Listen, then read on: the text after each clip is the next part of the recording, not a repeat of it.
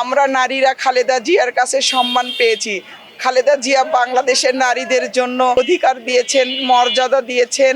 বাংলাদেশের নারীদেরকে উনি সমমর্যাদায় প্রতিষ্ঠিত করেছেন। খালেদা জিয়া আমাদের প্রাণের স্পন্দন। আমরা যারা ছাত্র রাজনীতি করেছি আমরা তার অনেক সান্নিধ্য লাভ করেছি। আমাদের নেত্রী দেশের মানুষ এটা কোনোদিনই ভুলবে না বেগম খালেদা জিয়াকে। আমরা তার আত্মার মাগফিরাত কামনা করছি এবং মহান আল্লাহ যেন বেগম জিয়াকে জান্নাতুল ফেরদৌস দান করেন।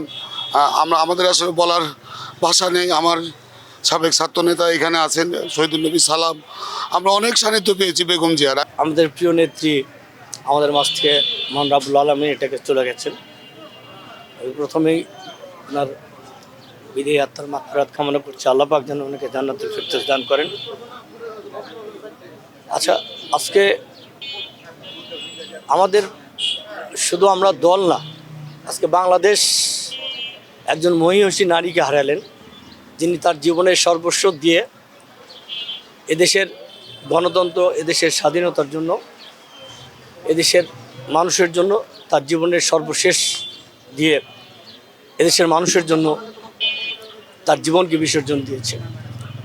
আজকে শুধু দল নাই, এদেশের মানুষ একজন মহিষী নারীকে হারালেন, একজন অভিভাবককে হারালেন। বাংলাদেশের একজন অভিভাবক, আমরা অভিভাবক শূন্য হয়ে গেলাম।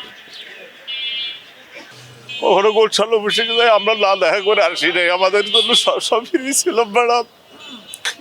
ম্যাডাম বলতো যে কোনো সময় তুমি চলে আসবে আমার এখানে। এই যে ভালোবাসা এগুলো আসলে বলা যাবে না, এগুলো বলে শেষ করা যাবে না।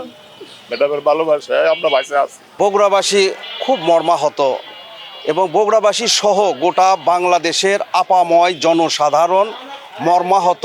আমাদের প্রাণপ্রিয় গণতন্ত্রের মাতা খালেদা জিয়া আজকে আমাদের মাঝ থেকে উনি বিদায় নিয়েছেন। এর জন্য আমরাই সকাল থেকেই বিভিন্ন প্রকার কোরআন খানি এবং মসজিদে মসজিদে দোয়া খায়ের চলছে।